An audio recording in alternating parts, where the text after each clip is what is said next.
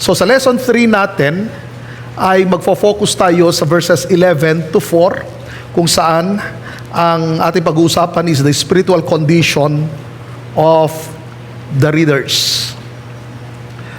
Nung una tayong nanampalataya kay Kristo, karoon tayo ng encounter sa Kanya, iba ang impact nung marinig talaga natin ang mabuting balita ng ating Panginoon. That moment na nanampalataya tayo, na bago ang ating desire. Ang dinidesire na natin, walang iba kundi ang Diyos, ang Kanyang mga salita. Na-excite na tayo na magbasa ng Kanyang salita. Na-excite na tayo na mag-pray. Na-excite na tayo sa fellowship. Na-excite na tayong pag-aralan Kanyang mga salita. Grabe yung excitement. Even in fellowship, katatapos lang ng Sunday service, gusto natin Sunday na kaagad, or gusto natin life group na kaagad, gusto natin prayer meeting na kaagad. Ganun talaga ang pakiramdam ng isang taong bagong nanampalataya sa ating Panginoong Jesus. Pero habang nagtatagal, lumilipas ang mga panahon, unti-unti na naging malamig ang marami. Yung pagpe-pray ay parang isang ritual na lang. Ang pag-attend ng church, nauuna na lang dahil sa obligasyon, dahil nakakahiya sa mga kapatiran kung ako ay mag-absent. Ang pagbabasa ng Bible ay parang sapilitan na lang. Naging spiritual autopilot na ang marami. Pagdating na sa pag-aaral ng salita ng Diyos, parang pagod na ako mag-aaral ng salita ng Diyos, pagod na ako mag-aaral, pagod na ako magbasa, at huminto na tayo. Ito ay isang katunayan na nagstay na tayo doon mismo sa tinatawag na pagiging baby Christian.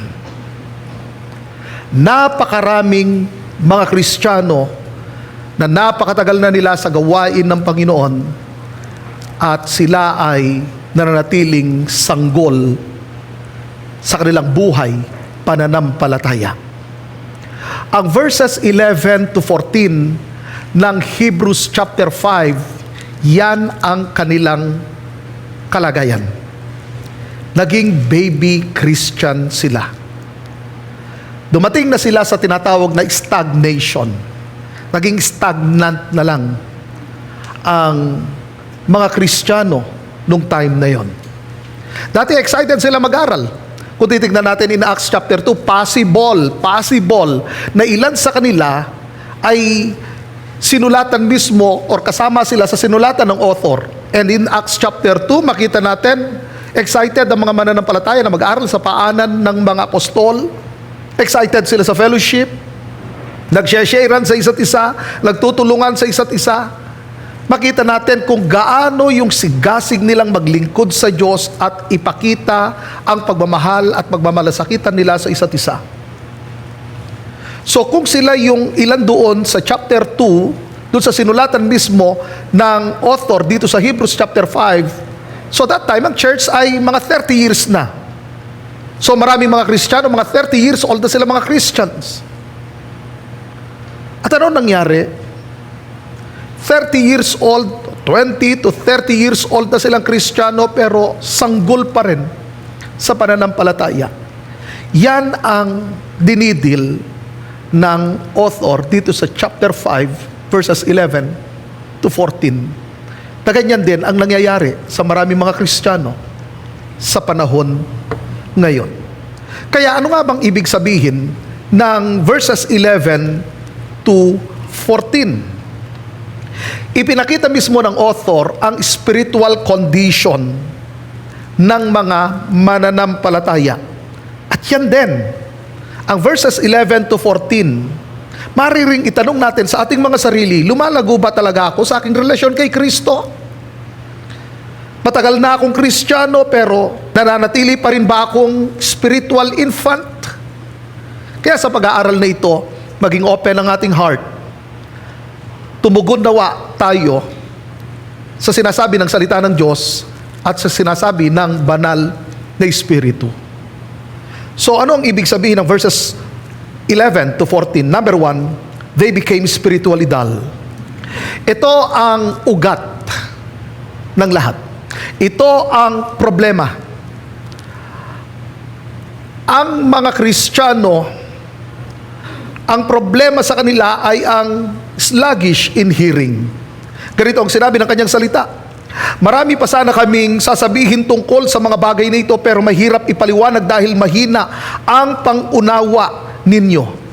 Tingnan ninyo ha, mayroong transition rito pagdating sa verse 11. Doon sa unang pinag-aralan natin sa lesson 1, in-explain mismo ng author ang earthly ministry ng mga high priest sa Old Testament.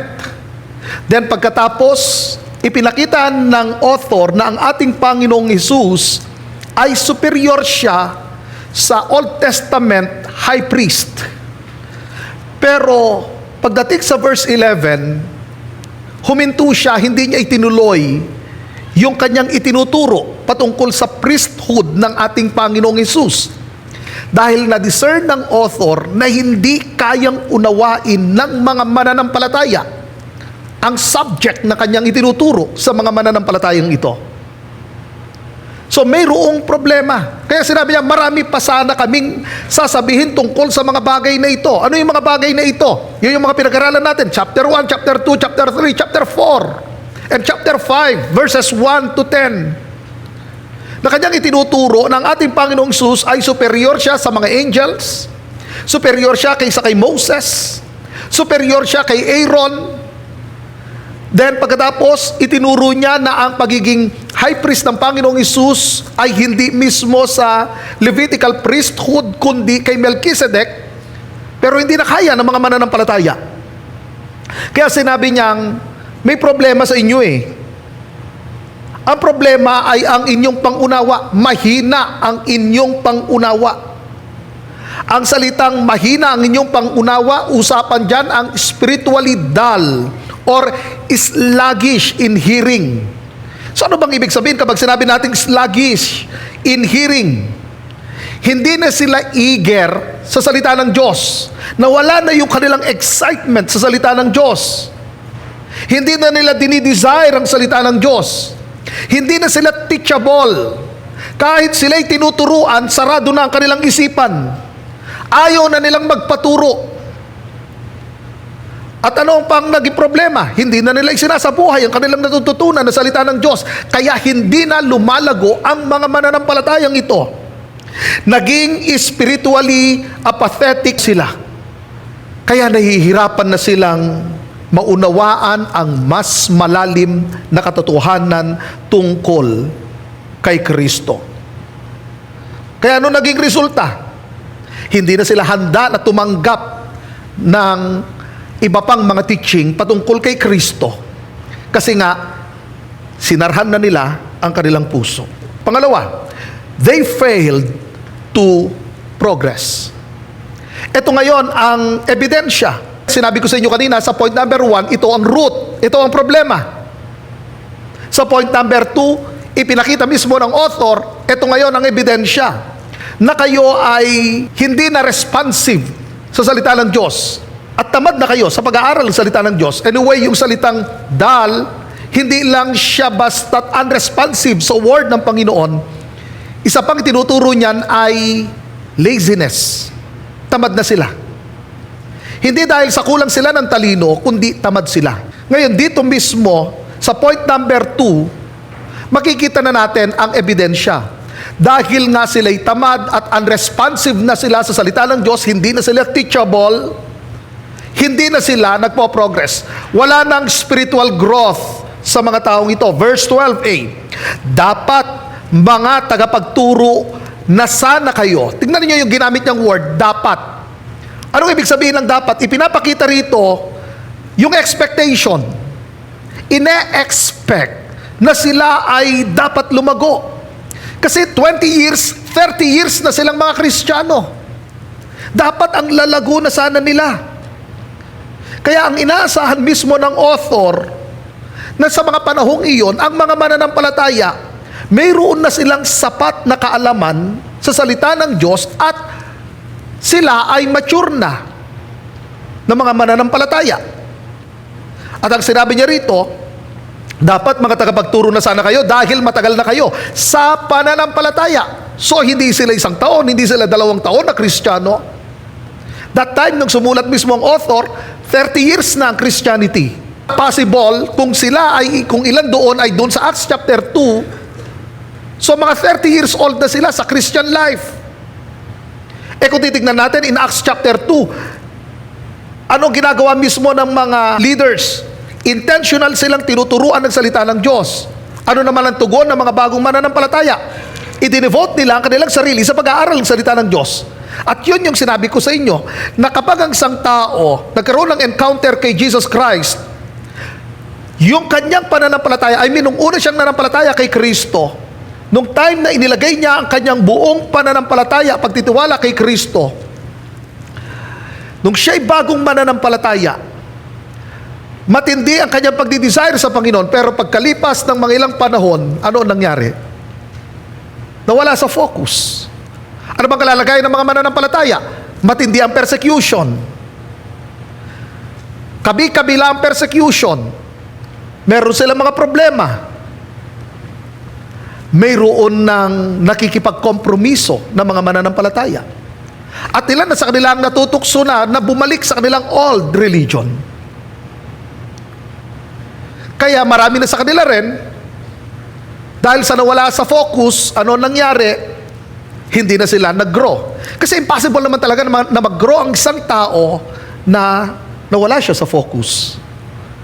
Kapag ang isang Kristiyano nawala sa focus at hindi kay Kristo nakatuon, maliwanag na hindi na talaga mag-grow yan.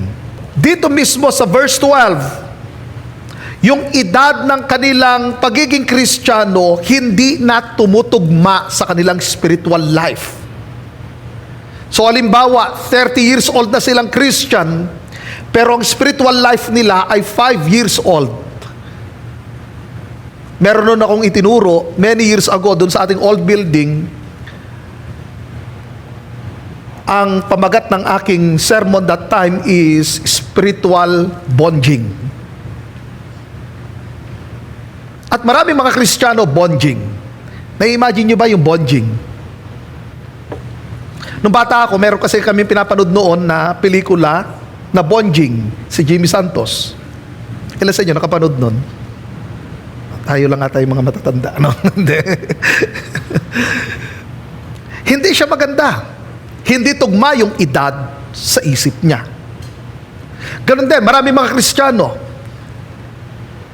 Matagal na sa buhay Kristiyano, pero ang kanyang spiritual life ay toddler pa rin. Sana wag mangyari sa atin. Pangatlo, they still needed elementary teachings. Kailangan balik sila sa basic principles, sa elementary teachings. Verse 12b, ngunit hanggang ngayon ay kailangan pa kayong turuan ng mga panimulang aralin tungkol sa salita ng Diyos. Ang isang bagong Kristiyano dapat alam niya ang basic principles, ang elementary teachings. Ano ba ang elementary teachings? Ito yung makikita natin yung sa chapter 6. Yun ang ilan sa mga elementary teachings. Dapat alam na ng lahat ng mga mananampalataya. Actually, lahat ng mga bagong mananampalataya, dapat alam niya ang elementary teachings, ang basic principles. So dito mismo, ang problema sa mga mananampalataya, 2 dekada, 3 dekada ng Kristiyano, sa halip na sila ay umusad sa mas malalim na katotohanan, kailangan pa nilang bumalik doon sa elementary teachings. So anong ipinapakita nito? Hindi pa matatag ang kanilang spiritual foundation. Marami mga Kristiyano, hindi nila kayang i-explain ang soteriology. Hindi nila kayang i-explain ang patungkol sa salvation. Marami mga Kristiyano, hindi pa nila kayang i-explain ang Christology, ang pneumatology, ang hamartiology. Ito ay mga basic. Kaya nga ang problema, maging sa panahon ngayon, maraming mga church ng Panginoon na hindi na sila interesado sa doctrines. Saan sila interesado? Sa mga motivational preachings.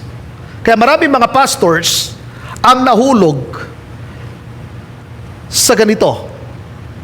Hindi na doctrine ang kanilang itinuturo, kundi naging motivational preacher na sila. At yan ang patok na patok sa panahon ngayon. Yan ang gustong-gusto ng marami ngayon. Kaya gustong-gusto rin ng mga unbelievers na makinig din sa mga pastors na motivational preachers, kasi nga more on motivation na hindi na doctrine ang itinuturo. Kung babalikan natin ang Bible, ang mga apostol, ang kanilang itinuturo ay doctrines. Ang mga mananampalataya, hindi naman nagkulang ang kanilang mga spiritual leaders that time. Hindi naman motivational preacher itong mga apostol na ito. Ang problema naman rito ay yung mga members. Dahil, anong problema? Spiritually dull na sila. So, hindi na sila teachable. Hindi na sila tumutugon sa salita ng Diyos. Isinara na nila ang kanilang isipan. Ayaw na nilang tumanggap ng mas malalim na katuruan kasi nga hindi matatag ang kanilang spiritual foundation. Kaya sinabi kong they still needed the elementary teachings. Kaya yan yung titignan natin next week, na binanggit mismo ng author ang elementary teachings na dapat alam lahat ng mga mananampalataya ito. Number 4, they were not ready for solid food. Dahil nga sa spiritual dullness, makikita natin ang evidence. At sa point number 3, ano ang naging resulta? At pagdating sa point number 4, makita na natin merong illustration si author. Anong sinabi niya? Sa verse 12 to 13, katulad pa rin kayo ng mga sanggol na nangangailangan ng gatas dahil hindi nyo pa kaya ang matigas na pagkain. Ang mga nabubuhay sa gatas ay mga sanggol pa at walang muwang kung ano ang mabuti at masama. Ito ang problema. Sila ay inihalin tulad sa mga sanggol. Anong ibig sabihin nito? Sila ay mga sanggol, spiritual infants, mga baby Christian. At anong sabi ng Bible? Ang sabi ng Apostle Paul in Ephesians chapter 4, ang mga sanggol pa sa pananampalataya ay madaling maanod, madaling matangay ng mga maling katuruan. Kaya yan ang nakakatakot. Kapag nag-stay ang isang Kristiyano sa pagiging baby, madali siyang matangay or maidala sa mga maling katuruan. Lalo na ngayon sa social media, ang daming napapanood. Pag nakakarinig ng mga teachings, kaagad napapaniwala. Hindi na discern. Kasi nga, spiritually, sila ay mga sanggol. Kaya sinabi mismo ng author, katulad pa rin kayo ng mga sanggol. So ang mga mananampalatayang ito, hindi na sila nag-grow.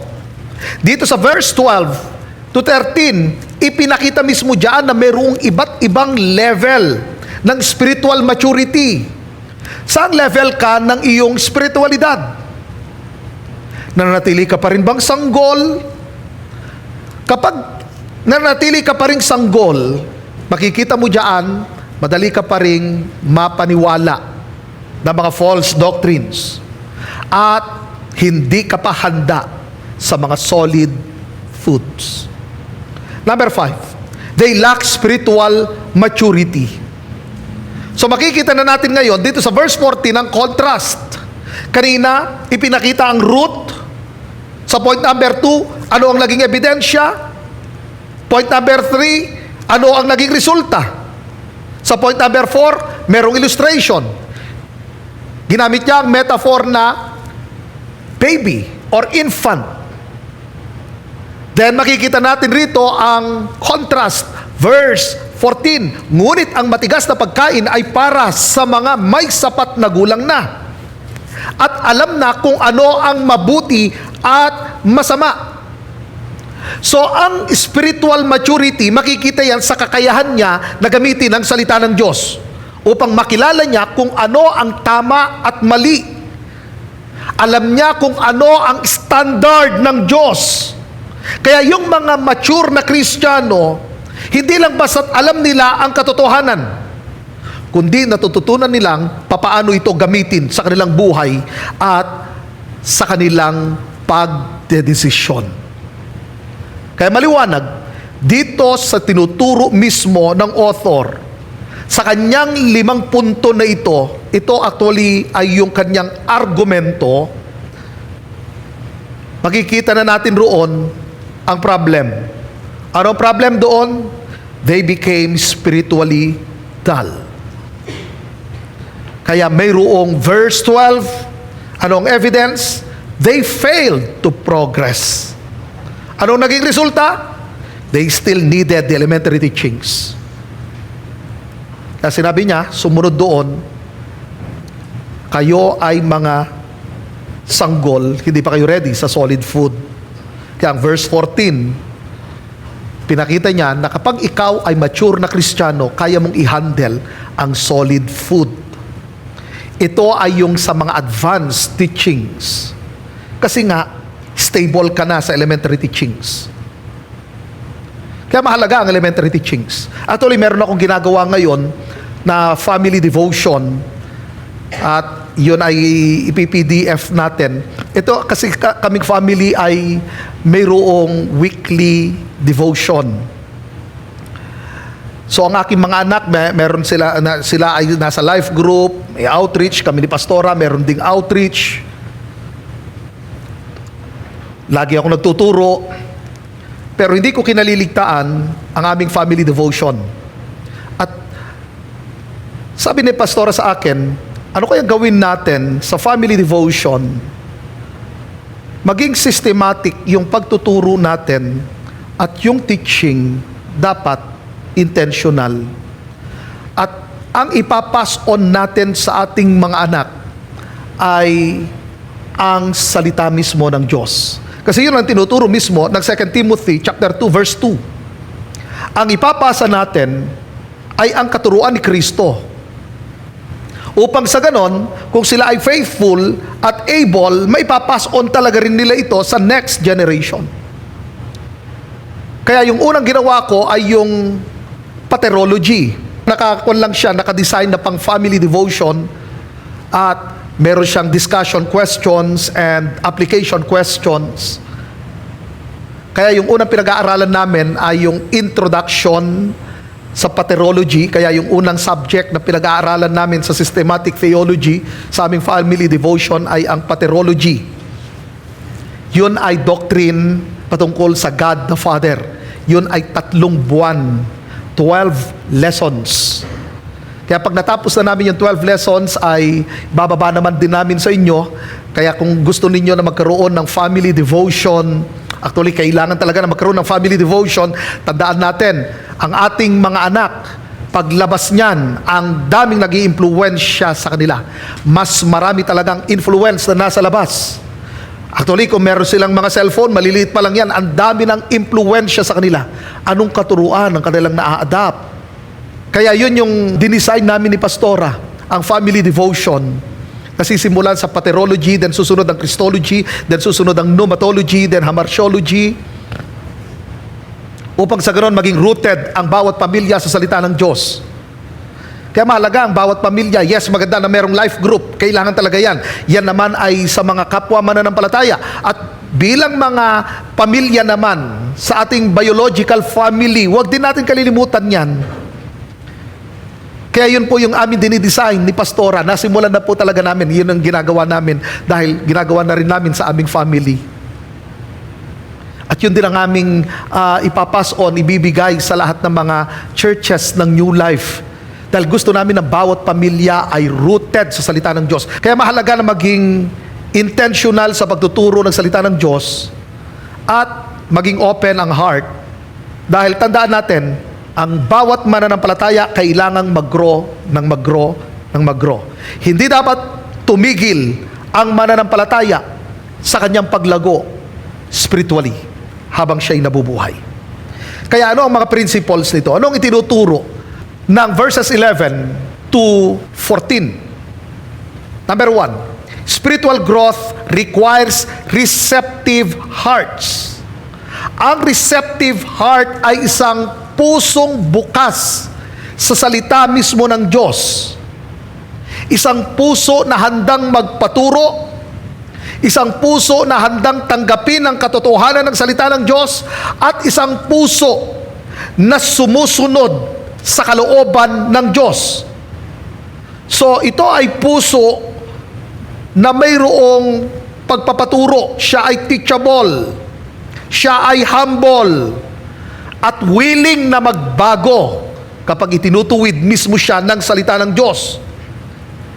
So hindi lang niya basta't naririnig ang salita ng Diyos, hindi lang basta't siya'y natuturuan ng salita ng Diyos, kundi tinatanggap niya ang salita ng Diyos at ina-apply niya ang salita ng Diyos. Dahil ang spiritual growth ay nagsisimula sa isang puso na handang makinig, matuto, at sumusunod sa salita ng Diyos. Number 2, spiritual maturity does not happen automatically. Ang spiritual growth ay hindi siya automatic. Ang spiritual growth, ito ay kailangan ng spiritual discipline.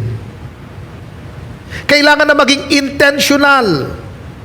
Kasi ang pagiging matatag sa pananampalataya, hindi nangyayari dahil matagal ka ng Kristiyano. Kailangan ng intentional na paglapit mismo natin sa ating Panginoong Hesus sa pamagitan ng ano? Sa pamagitan ng pagbabasa ng kanyang salita, ng pag-aaral ng kanyang salita, sa pamagitan ng pananalangin, sa pamagitan ng pagsunod, at sa pamagitan ng patuloy na paglilingkod sa Panginoon. Hindi pwedeng hanggang sa nagbabasa ka lang ng salita ng Diyos, hindi lang basta hanggang sa pag-aaral ng salita ng Diyos, hindi lang hanggang sa pagpe-pray, kundi sa patuloy na paglilingkod sa Panginoon. So ang paglilingkod, hindi siya pang 5 years, hindi siya pang 10 years. Lifetime ang paglilingkod. Kasi dyan natin ina-apply ang salita ng Diyos sa pamagitan ng paglilingkod natin sa Kanya. Pangatlo, foundational truths prepare us for maturity. Ang matibay na pundasyon sa mga pangunahing katotohanan ng pananampalataya ang naghahanda mismo sa atin para mas lumalim tayo sa ating pananampalataya. Ngayon, ganito, kapag malinaw ang ating foundation, mas nagiging matatag ang ating pananampalataya at hindi tayo matitinag sa mga maling katuruan. Nagkalat ang false teachings. Kaya malalaman mo kung madali kang matinag, madali kang maniwala sa mga katuruan, false teaching na pala. Isa lang maliwanag dyan, problema ang iyong understanding sa basic principles. Number 4, spiritual maturity enables deeper understanding. Habang lumalago tayo sa ating spiritual life, mas lumalalim din ang ating understanding, ang ating knowledge sa salita ng Diyos. Ngayon, tignan ninyo ang obedience at spiritual growth ay nagpe-prepare sa atin para maunawaan ang mga katotohanan na dati mahirap na maintindihan natin. Kaya ang mga taong spiritually mature, hindi lang basta marami siyang alam sa Bible, kundi nauunawaan niya na at nai-interpret niya na at naisasabuhay niya na ang salita ng Diyos. Kaya habang tayo lumalago sa ating Panginoong Hesus, siyempre mas lumalalim din ang ating understanding sa kanyang mga salita. Panglima, spiritual discernment comes through practice. Ang spiritual discernment ay lumalago habang ina-apply natin ang salita ng Diyos every day. Kaya pag nagbabasa ka, kikita mo ngayon, nung i-apply ko dito, kaya yung bawat pagkakataong pinipili natin mismo na sundin ang kalooban ng Diyos, alam niyo nangyayari, mas nahahasa ang ating discernment. Nalalaman natin kung ano ang standard ng Diyos. Nauunawaan natin kung ito ba'y galing sa Panginoon o hindi. Dahil ang spiritual discernment, mas nade-develop yan kapag ina-apply natin ang salita ng Diyos na ating natututunan. Kaya nga, pagdating sa decision making, pinapractice mo ba ang spiritual discernment?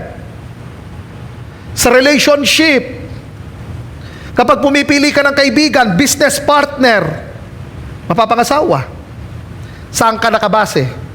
Sa spiritual discernment? Or sa iyong nararamdaman? O sa nakikita ng iyong dalawang mata? Kaya dito tayo papasok ngayon sa application natin. Ano dapat natin gawin? Number 1, keep your heart responsive to God's Word. Dapat open ang ating heart sa sinasabi ng Kanyang salita. Dapat maging teachable tayo. Halimbawa, kung itinuturo ng Diyos na magpatawad ka, hindi mo sasabihin, mukhang maganda yung lesson na yan, meron nakakatawa, meron nakakaiyak. Ang usapan dyan, magdedesisyon ba akong kakausapin ko yung tao na yon, patatawarin ko siya kahit masakit yung kanyang ginawa? Yun yung keep your heart responsive to God's Word. Hindi ka lang basta't nagandahan sa lesson, hindi lang basta't nagandahan ka dun sa teaching, kundi mayroon kang decision.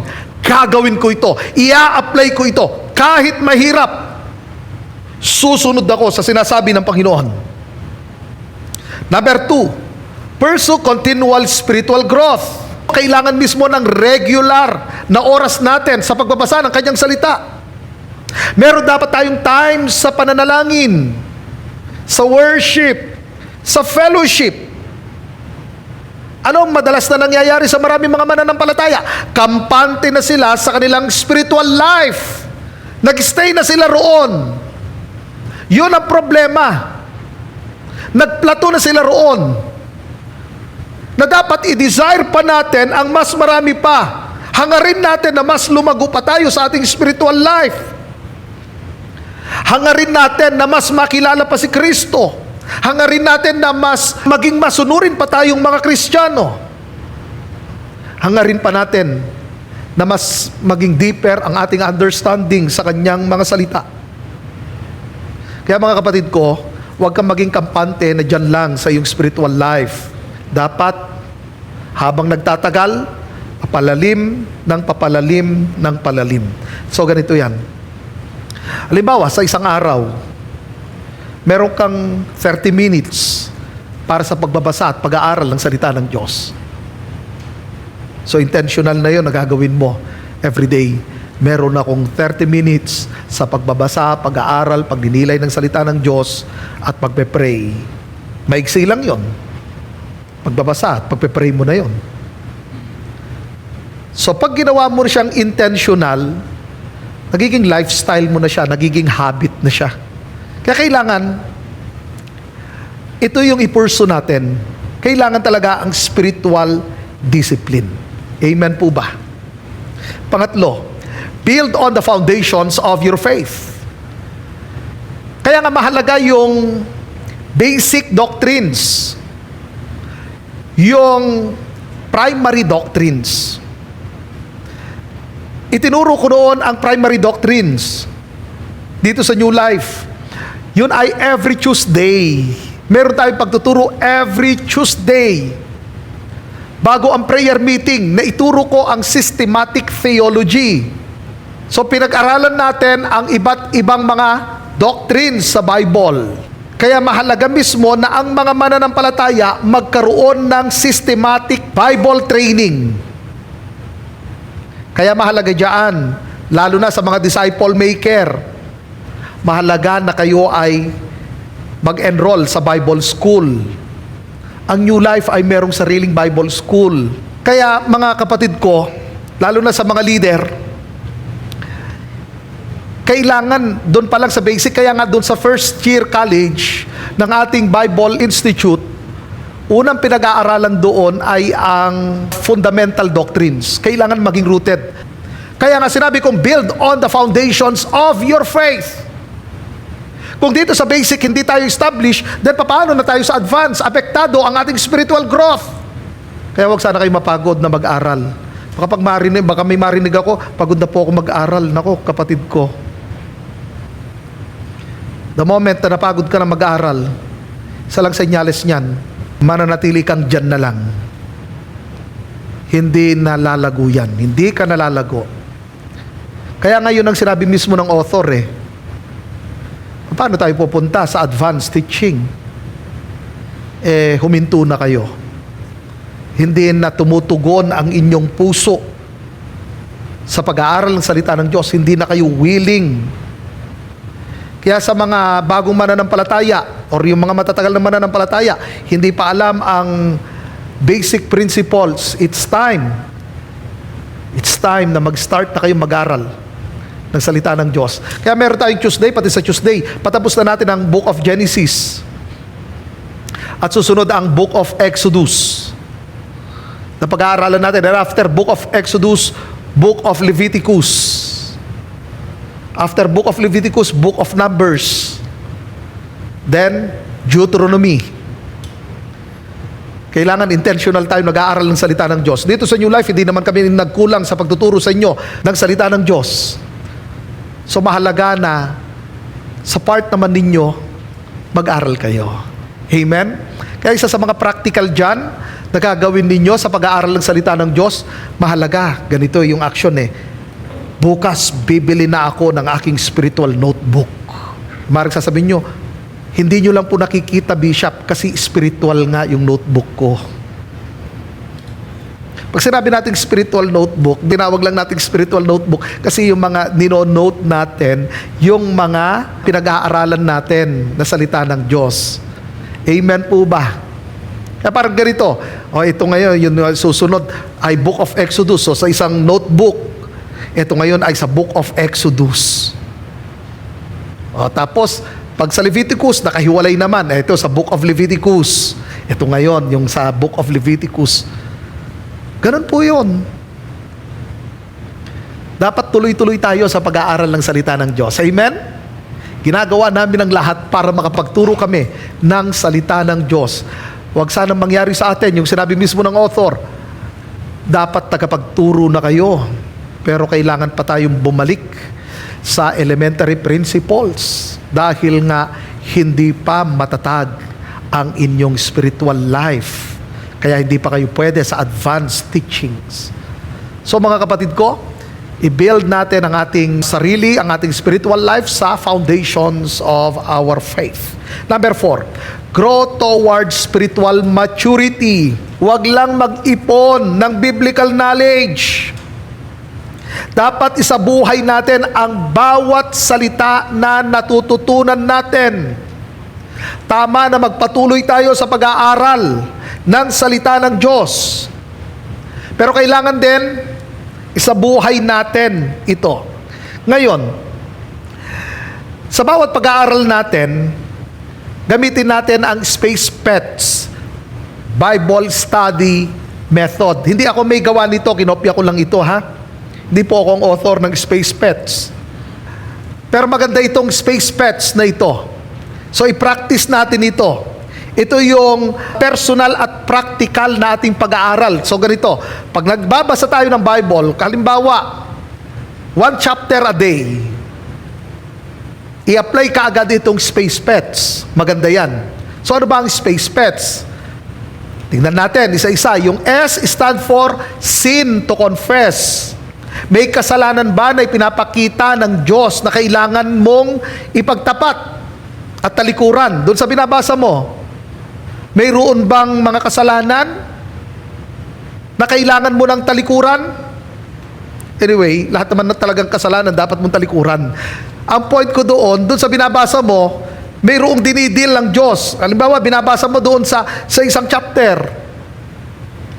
Mayroon bang kasalanan doon na dapat ko ng talikuran? Letter P, promise to claim. May pangako ba ang Diyos sa passage na maaari mong panghawakan? sa pamagitan mismo ng pananampalataya. Letter A, attitude to change. Doon sa binabasa mo, napipicture mo ba yung ugali mo? Mayroon ka bang maling pag-uugali o mindset na sinasabi ng salita ng Diyos na dapat mo nang baguhin? So yung mga ugali na ito, yung mga mindset na ito, na dapat nang baguhin, dapat nang baguhin. Letter C, command to obey. Doon sa binabasa mo, may utos ba ang Diyos na kailangan mong sundin at i-apply? Letter E, example to follow. May mabuting halimbawa ba na dapat mong tularan doon sa binabasa mo? O merong masamang halimbawa na dapat mong iwasan? O halimbawa, binabasa mo yung kay Samson. Hindi dahil sa nabasa mo yung ginawa ni Samson, dapat mo nang isabuhay.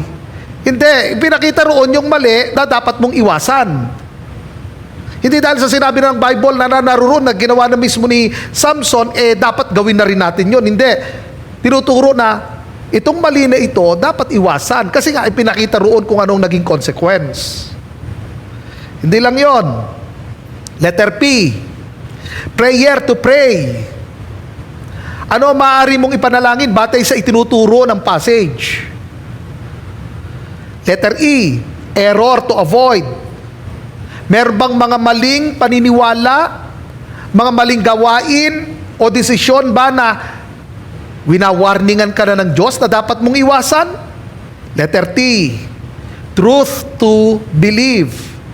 Ano ang mga pangunahing katuruan tungkol sa Diyos, sa tao, sa buhay Kristiyano, o ano yung itinuturo patungkol sa Diyos na dapat mong paniwalaan, patungkol kay Kristo na dapat mong paniwalaan? Hindi dapat tayo maging selective sa ating pagbabasa. Tignan nyo, marami kasing mga tao selective. Nung sinabi ng Bible na si Jesus ay Diyos, ayaw tanggapin ng iba. Pero nung sinabing si Jesus ay nauhaw, tignan mo, tao si Jesus, selective. Pero ayaw paniwalaan yung sinabi ng Bible na si Jesus ay Diyos. Hindi dapat tayo maging selective. So ano yung katotohanan na dapat nating paniwalaan? Letter S, something to praise God for. Ano ang natutunan mo tungkol sa Diyos na nagbibigay sa iyo ng dahilan upang purihin mo, pasalamatan mo ang Diyos?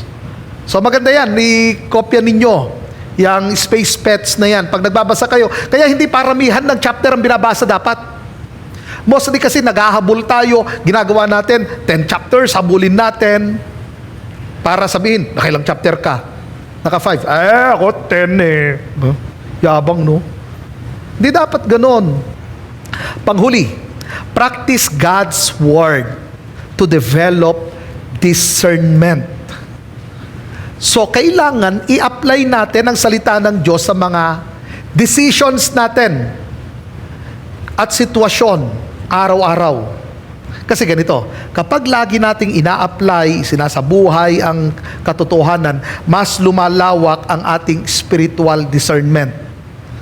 Mas madali nating makilala, malaman kung ito'y galing sa Panginoon o hindi. Kung itong decision na ito ay tama ba o mali. Halimbawa, kapag mayroong business opportunity o relationship na parang maganda pero labag pala sa biblical principles. Doon pa lang sa principle. Kaya nga maging sa pagpasok sa relationship maaari sasabihin mo, Bishop, siya na nga lang nag-iisang nanligaw sa akin sa tagal ng panahon. Kahit unbeliever na, okay na po. Siya na nga lang, baka malipasan ako mawala na ako sa kalendaryo I-evangelize ko na lang siya habang kami. Ayan. Hindi, sa principle, i-apply na natin kaagad yan. Ito ba ay kalooban ng Diyos? O Kristiyano, ang tanong, timing na ba ng Panginoon? Siya ba talaga? O kung siya nga sinabi ng Lord, siya ang kalooban ko, ang tanong, timing na ba talaga? Handa ka na ba talaga? Spiritually. Anyway, under construction naman talaga tayo. Hindi naman tayo perfect. Kasi yung iba na-discourage na. Hindi, this is not to discourage you, kundi para i-challenge kayo na mag-grow sa Panginoon. Kasi ang susi diyan, ang spiritual relationship natin sa Panginoon. Yun yung pinupunto ko. Ang spiritual relationship natin sa Panginoon. Kaya hindi pa huli ang lahat. Sabihin mo sa katabi mo, hindi pa huli ang lahat. Kailangan tuloy-tuloy tayo mag-grow, tuloy-tuloy tayo mag-mature. Amen po ba? Kaya huwag niyong kalimutan itong ating pinag-aaralan. Kaya kung titignan natin sa ating application, napansin niyo kung anong pinakauna na dinidil dyan? Ang heart. Magkaroon tayo ng teachable na puso. Sa point number 2, anong focus? Ang habit. So inuna natin ang heart, hindi ang habit. Kaya doon sa point number 2 natin sa application, dapat maging consistent sa ating spiritual discipline. Pero hindi doon nag-e-end. Napansin niyo? Heart, habits. Sa point number 3, foundation. Kaya mahalaga na tuloy-tuloy ang pag-aaral natin ng salita ng Diyos. Maunawaan natin ang sound doctrine. Maging rooted tayo sa kanyang salita. So, heart, habits, foundation, ang susunod, maturity. Isabuhay natin yung ating mga natututunan. At yung panghuli sa point number 5 natin, discernment. Sa patuloy na pagpapractice natin ng kanyang salita, nag-grow tayo sa ating discernment. Amen? Nawa, lahat ng mga kapwa ko mananampalataya, tuloy-tuloy tayong mag-grow at huwag kayong ma-discourage. Tandaan ninyo, under construction tayo, inaayos, hinuhubog, dinidisiplina ng Panginoon, pero kailangan ang spiritual discipline, kailangan na maging intentional tayo dahil ang paglago ay hindi siya automatic.